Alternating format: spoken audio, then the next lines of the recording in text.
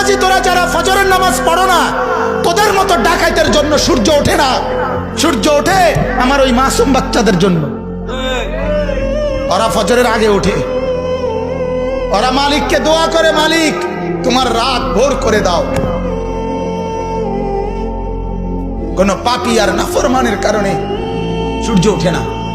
সুদখোর, ঘুষখোর, মদখোর, জিনাখোর, ব্যভিচারী, অবৈধ রোজগারকারী, গাঁজাখোর, ফেন্সিখোর, বাবাখোর, ডাইলখোর, এই ডাকাতদের কারণে সূর্য ওঠে না।